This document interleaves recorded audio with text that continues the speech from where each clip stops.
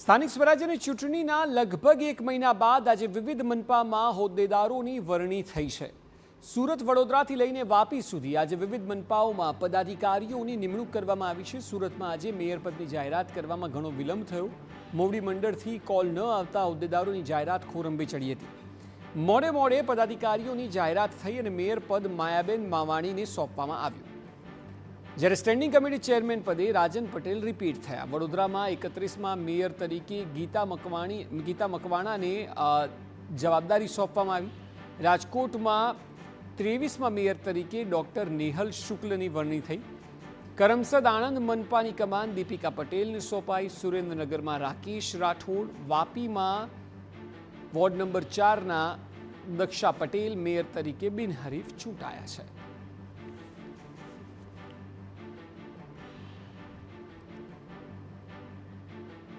Surat મનપાના mayor પદે માયાબેન માવાણીની વરણી થઈ છે। ડેપ્યુટી મેયર તરીકે સુધાકર ચૌધરીના નામની જાહેરાત થઈ।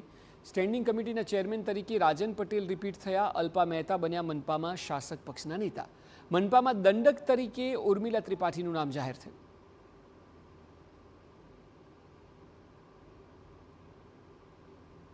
મેયર તરીકે માયાબેન માવાણીનું નામ ડિક્લેર કરવામાં આવ્યું છે। ડેપ્યુટી મેયર તરીકે સુધાકર ચૌધરીનું નામ ડિક્લેર કરવામાં આવ્યું છે અને સ્ટેન્ડિંગ કમિટીના ચેરમેન તરીકે રાજન પટેલનું નામ રિપીટ કરવામાં આવ્યું છે અને નેતા તરીકે અલ્પાબેન મહેતા અને દંડક તરીકે ઉર્મિલાબેન ત્રિપાઠીનું નામ આજે સુરત મહાનગરપાલિકાના પદાધિકારી તરીકે રજૂ કરવામાં આવ્યું છે।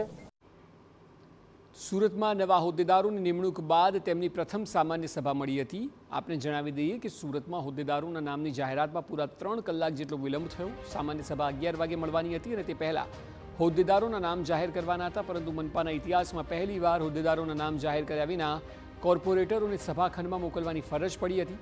મળતી વિગતો અનુસાર મોવડી મંડળનો ફોન ન આવતા હોદ્દેદારોના નામ જાહેર કરવામાં મોડું થયું હતું। પદાધિકારીઓના નામ જાહેર થવામાં વિલંબ થવાનું કારણ બે જૂથો વચ્ચેની ખેંચતાણ હોવાનું ચર્ચાઈ રહ્યું છે।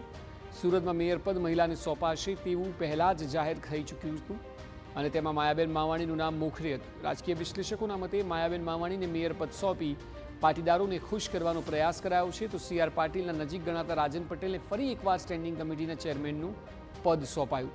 રાજન પટેલે છેલ્લા 2.5 વર્ષમાં જે કામગીરી કરી તેમાં કોઈ મોટા વિવાદ નથી રહ્યા। વળી તે સુરતી હોય તેમને પદ સોંપી મનપાની પરંપરાને જાળવવામાં આવી છે। શાસક પક્ષના નેતા તરીકે અલ્પા મહેતાના નામે સૌને આશ્ચર્યમાં મૂક્યા। અલ્પા મહેતાનું નામ પૂર્ણેશ મોદી દ્વારા સૂચવાયાની ચર્ચાઓ છે। સામાન્ય રીતે સુરત મનપામાં પદ પર પરપ્રાંતીયને મૂકવામાં આવતા હતા। અલ્પા મહેતાને મેયર પદના દાવેદાર માનવામાં આવતા હતા। રાજકીય વર્તુળોમાં ચર્ચા છે કે તેમને મેયર તરીકે લાવવા ખૂબ પ્રયાસ થયા, પણ અંતે શાસક પક્ષના નેતા તરીકે પસંદ કરીને આંતરિક વિખવાદ ટાળવાનો પ્રયાસ કર્યો। ડેપ્યુટી મેયરનું પદ મેળવનાર સુધાકર ચૌધરી મરાઠી છે અને સાથે જ CR પાટીલના નજીકના મનાય છે। દંડક તરીકે ઉર્મિલા ત્રિપાઠીની પસંદગી કરીને પરપ્રાંતિયોને પણ સાચવી લેવાયા છે।